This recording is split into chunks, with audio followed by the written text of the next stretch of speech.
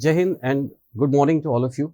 I'm Himanshu Tripathi, Assistant Professor, Electronics and Communication Engineering Department.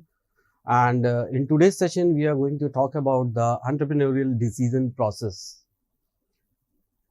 Entrepreneurial decision process is a very important link when any entrepreneur is thinking to start their journey or progress their journey from idea to some venture decisions.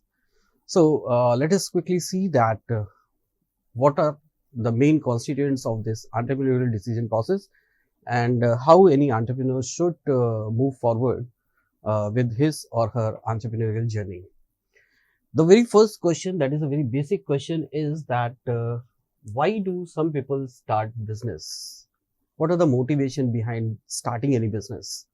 This is going to be the very first decision that any entrepreneur has to make.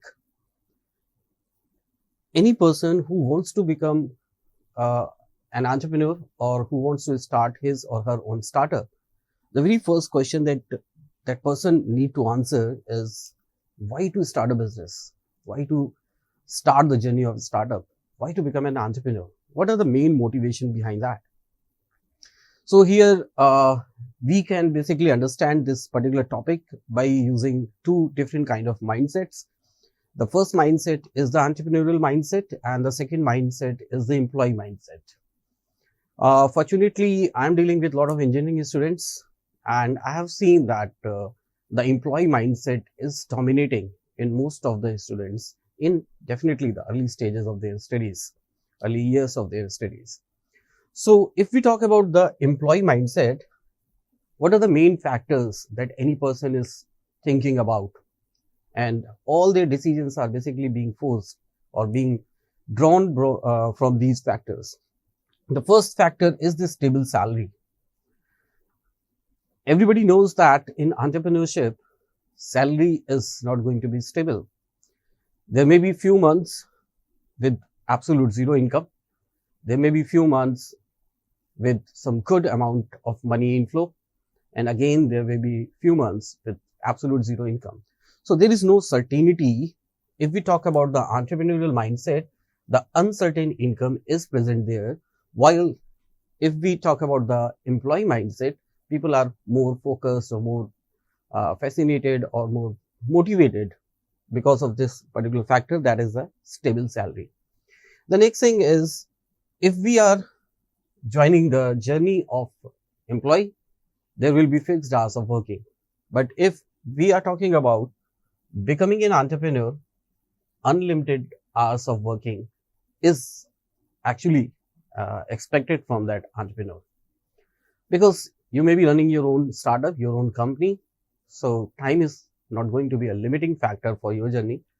You may work 24 hours in a day or sometimes 20 hours in a day or sometimes 6 hours in a day. There is no limitation, no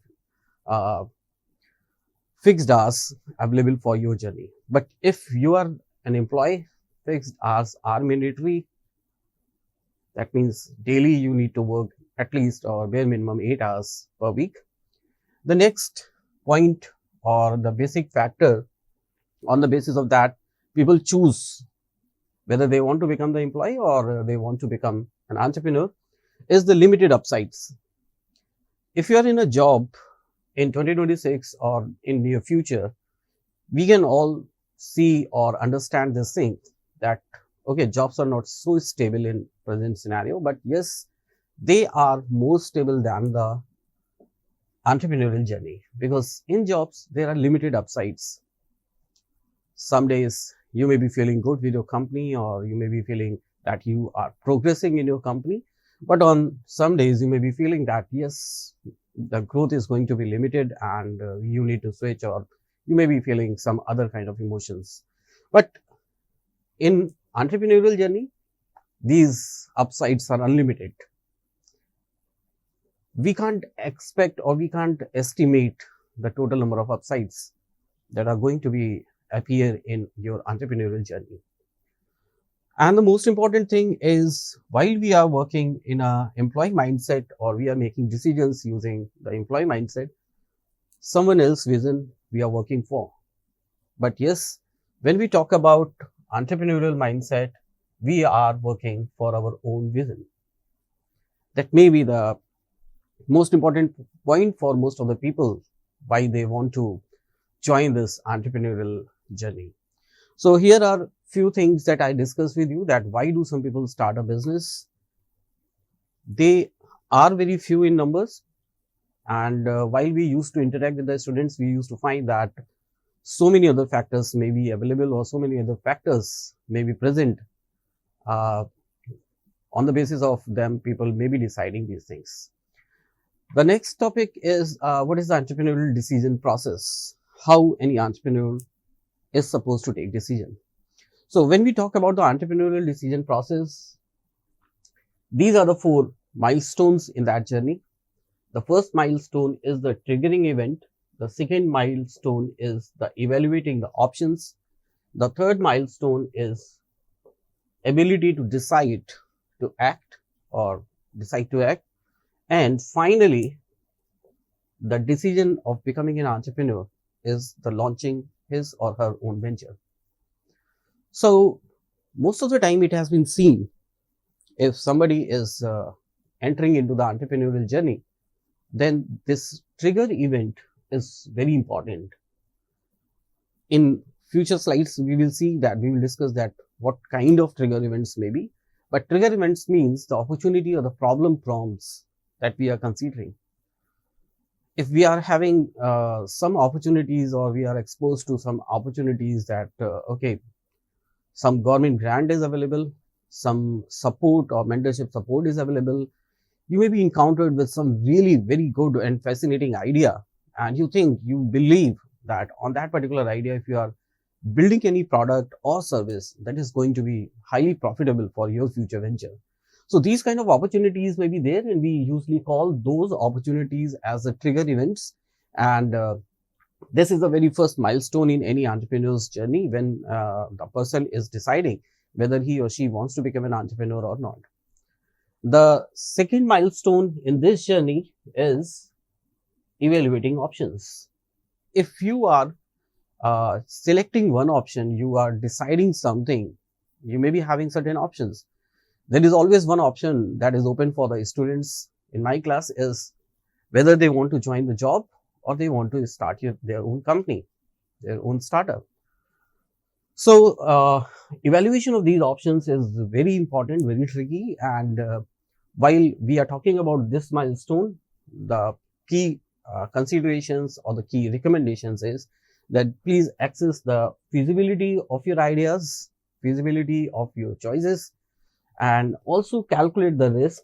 Risks are very important. We need to calculate the risk and try to justify or evaluate whether this idea and you are a perfect fit for this particular venture or idea. The third milestone in this journey is decide to act. Finally, entrepreneur or the person who is trying to become an entrepreneur decides that, okay, this is my final outcome and I want to start this journey. When any person is deciding that he is now ready to act on this particular idea or ready to pursue this particular decision, we call the commit resources and setting up a proper and honest intent. So these are the factors which are helpful in deciding to act. And last but not the least, finally, that person can launch their venture. When we talk about the launching venture, that means we are executing the plan, and not only the plan execution is important, so many iterations may be required. And it is always said in the entrepreneur's life that if you have to fail, then fail fast. That means you need to rapid your iterations, rapidly iterate. If something is not working, quickly evaluate and quickly modify or improvise that thing, and again start your venture, or again put that product or service into the market to test with the consumers. So this was all about the entrepreneurial decision process. Now, as we told you that, I told you already that what triggers a venture, what may be a triggering event? A triggering event may be a moment that disrupt the status quo and force a decision. It may be any event. we are working, and it may be any event in our office or in our organization that may trigger that, okay, now it's time to think about our own company. These events may be of two types: push events or the pull events. Push means driven away. I'm being pushed from my regular routine, from my regular job, and that's why I'm thinking about, or I'm ready to take a decision regarding the entrepreneurship. Or the pull event, some really fascinating idea is in front of me. Some of my friends are discussing, or my local resources are discussing a very fascinating idea, and I believe that this idea is going to be fruitful if anybody is starting his or her own company. So, due to that opportunity, I'm being pulled into the entrepreneurial field, or due to the circumstances which are available in my present working environment or present scenario, these events may be a push kind of trigger point for my entrepreneurial journey. So these are the very wide classification of the triggering events, and we can put lot many triggering events into each one of these category, in the push category and the pull category as such. Then if we want to further elaborate the push factors means job losses. I have seen, my personal experience says that most of the time when people are not feeling secure in their present job, they start thinking about their entrepreneurial journey, or they start thinking that, okay, now it is a good time to start their own business. So job losses are the very, very prime, very dominant push factors when any person is taking decision to become an entrepreneur or to start their own company. Sudden employment sparks this kind of action. Another factor, working professional, and we can see that in this present organization or with my present skill set, I'm not able to see any particular growth path in my life, or I'm not getting the expected growth. It may be the increment in the salary, it may be the increment or the new opportunities in the job so that I can improve my profile or I can improve my skill set. It may be anything. So whatever the thing may be, if I can see that there is no growth in my present organization, immediately it is a human tendency that we think about the starting our own company. The next push factor, it may be the job dissatisfaction. All the things are very much related, because why I'm always pushing towards a job? I believe that every person may be working somewhere, whether they may be working with their own company, where they may be working with someone else's company, they may be in the job scenario, because every person is required to earn something. So if job dissatisfaction is there, I am not liking the work environment in my present job, I am feeling stuck, or I am feeling that I am under evaluated in my present job scenario. There may be hundreds of reasons why I am not satisfied with my current job, and this may be a prime push factor that will force me to think about starting my own venture. Income. Most of the time it has been seen that people start, or people think that they need to become an entrepreneur just because they are aspiring to earn a lot of money. Yes, it is truth. It is true that entrepreneurship doesn't guarantee you to earn quick and a lot of money. If you are continuously pursuing your journey, then it might be possible that you can earn a lot of money, but every time it will happen, it is not guaranteed into the entrepreneurial path, and this is not the right motivation to start the company. But yes, on the basis of our experience, we can say that this is also a very dominant and very promising factor why people start thinking about to start their own company. Or if I'm trying to summarize all these things, I can say one thing, that if someone is basically forced out of his or her comfort zone, whatever the comfort zone it may be. It may be your present job, it may be your present company, it may be your present status. Whenever you are being forced to get out of that comfort zone, always we try to evaluate some other options, and entrepreneurship is always being the one of the prime option available at that particular time. So let's talk something about the pull factors, why people think or why people take this kind of decision that we need to become an entrepreneur. Pull factor may, in the first pull factor, I can say that opportunity is spotted accidentally or deliberately or with someone else's help. If I'm being spotted to a particular opportunity, I can see that this is a good opportunity, this is a good market gap that is available, and I can fill this gap with my particular intervention, then I can take decision to become an entrepreneur at the same time.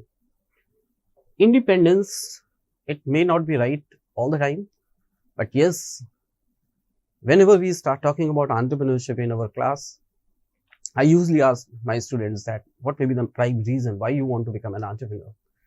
And believe me, if I'm getting 10 answers, this is going to be one of them.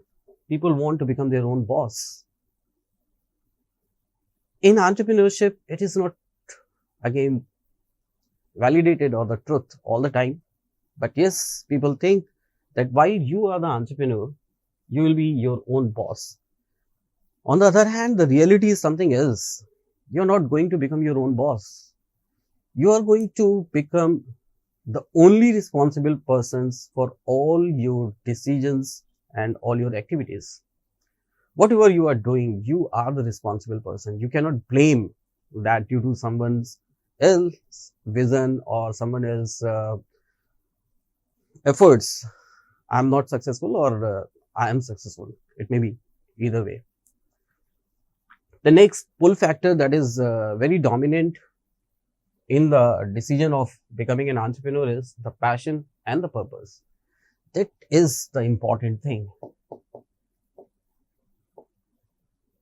If anybody, any entrepreneur or any person is taking decision to become an entrepreneur, due to this pull factor, the chances of getting success is higher always. If you are being driven with your passion and you are having some purpose, it may be the part of your deep personal motivation. Ultimately, at one day, you can say that I have achieved the purpose, and you may be able to continue your journey for a longer period of time, comparatively always, if you are being driven by your passion. And one more pull factor, if I talk about, is the innovation drive, because we all desire to build something new, build something meaningful, build something that people can appreciate, or we can also appreciate. So if that is our intention, that is our desire, and we are being driven by this innovation factor, that may be a prime pull factor for any person to become an entrepreneur. So these were few push factors and the pull factors I talked about. Let me briefly talk about the risk versus the uncertainty. So there are two terms, risk, and there is an old myth that entrepreneurs are the risk takers. The reality is that entrepreneurs are not the risk takers. They are always the calculated risk takers. Entrepreneur is the person who understand and evaluate the risk, and if that person finds that this risk I can bear with, if I'm not getting success, then I'm not going to be broken out, then start their journey. That is the calculated risk behavior.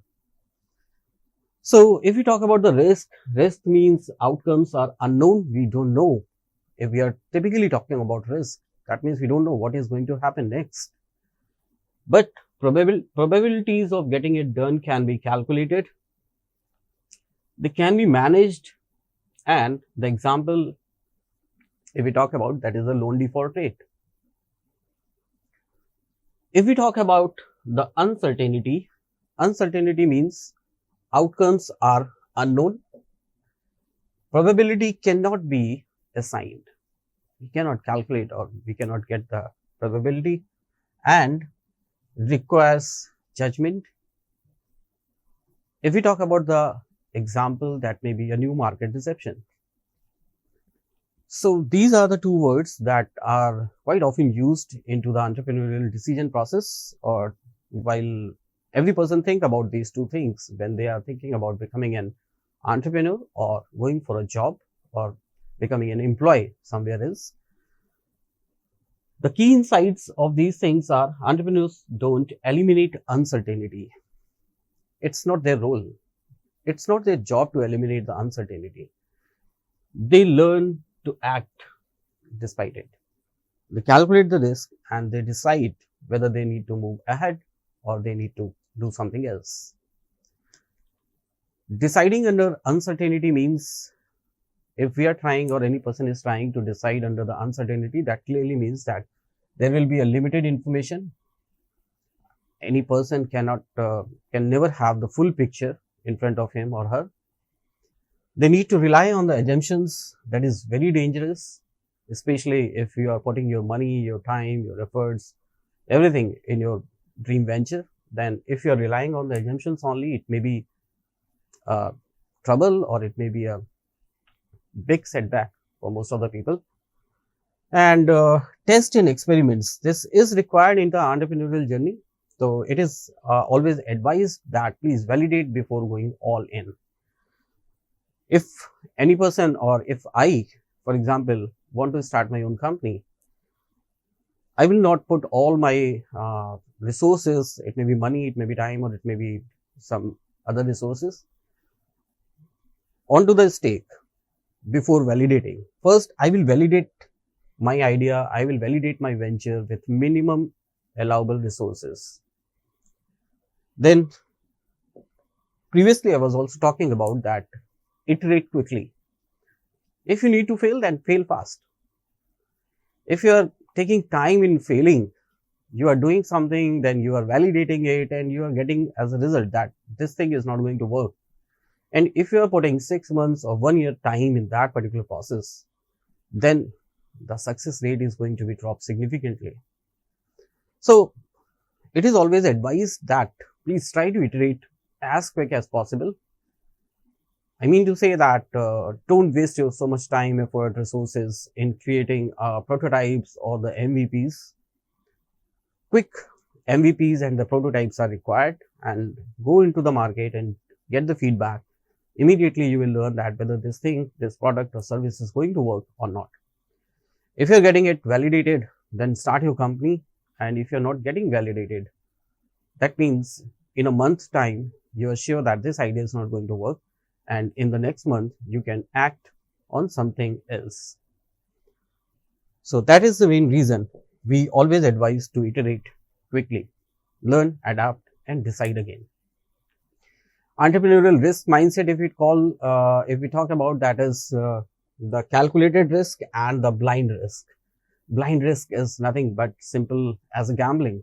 Gambling produces results in the format of 0 and 1. But calculated risk, it may be analog in nature. I am from the electronics department. I can use the same kind of analogy. So, if we talk about the calculated risk, it is backed with the research, strong research, defined downside, clear exit strategy, and all our decisions are basically being informed by the data that is available. If we talk about the blind risk, it may be basically based on gut feeling only, no fallback plan. There is no plan to fall back, ignores red flag. This is very dangerous. If we are basically being exposed to the red flags, we need to understand them and build our strategy to overcome this. And most of the time, entrepreneurs are driven by the emotions. This is not right. We are into the business and emotions may be required, but we need to understand that what should be the proper quantity and what should be the proper emotion or the expression that is required. I'm again iterating that smart entrepreneurs are taking calculated risk. They're not gambling. They are always calculate what kind of risk is there. If something is happening, then what they will get, And if in case something is not happening, then what they will lose. This information, this data backed up with some proper research, proper validation is very much required if anybody wants to take decision to becoming an entrepreneur. Now, let me talk about briefly about the cognitive biases. These are the some assumptions or some biases that are very predominant in the entrepreneurs. Definitions, mental shortcuts that distort decision making. These are the definition of cognitive biases. And why these cognitive biases matters? Because they lead entrepreneurs to bad calls. The good news is that awareness about these cognitive biases helps you to correct them. If we understand that these shortcuts or these assumptions are not good for my particular venture, then we can first of all justify to ourselves that we need to change something, and that is required most of the time.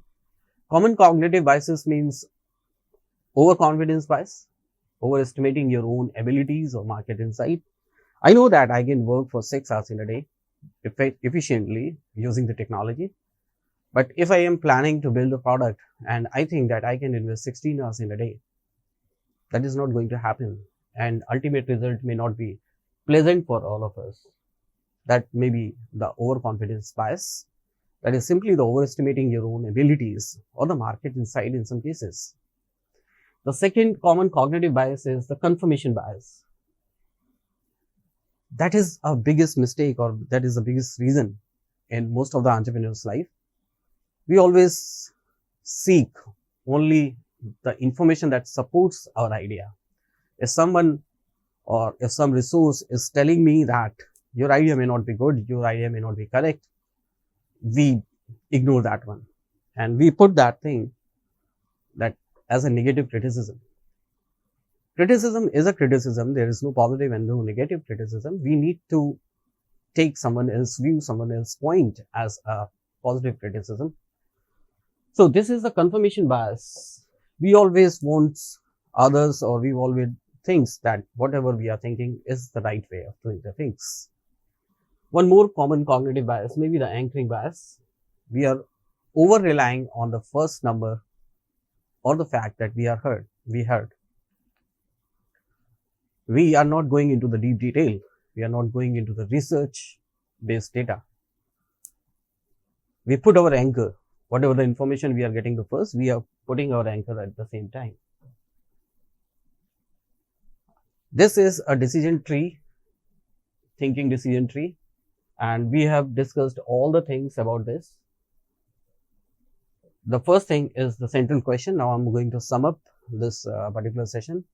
The first thing is the central question: should I start this venture or not? That is the first milestone we were talking about in the initial session, initial part of the session. Then the yes part. If we are getting yes in the answer, markets are existing, resources are ready, and we are also thinking that we are ready, then we can move ahead with this.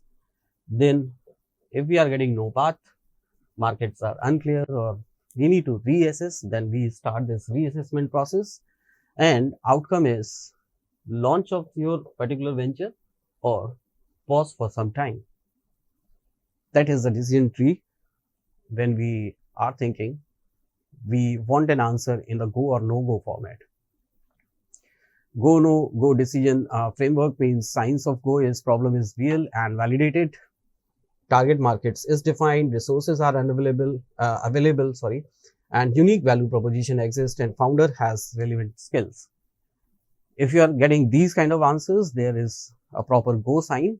And if you are getting these kind of answers like no clear customer need, market too small or saturated already, no differentiation, team gaps unaddressed, and insufficient runaway, that means these are the clear signs for to pause.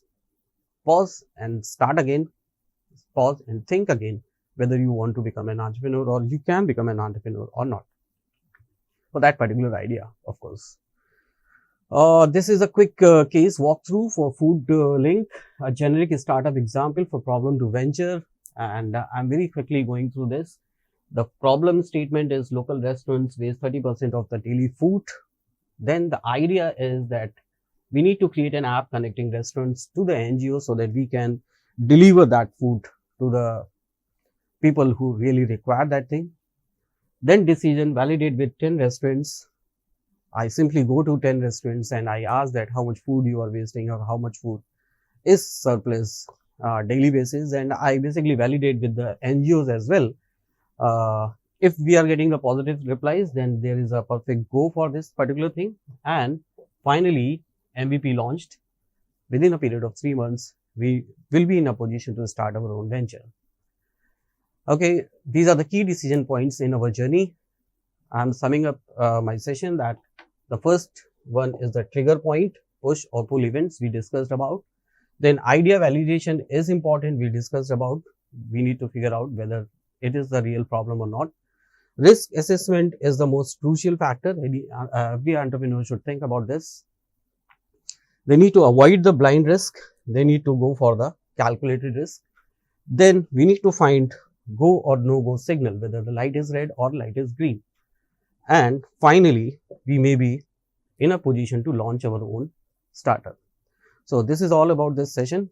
Thank you very much.